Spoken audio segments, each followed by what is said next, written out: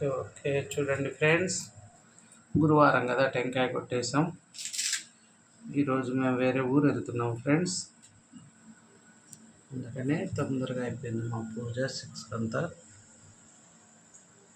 చూడండి మా పూల 6 వచ్చాయి ఈరోజు. పైన బాబా పట్టాలకి పెట్టొచ్చాడు. దక్షిణామూర్తి స్వామి, వినాయక స్వామికి కదా.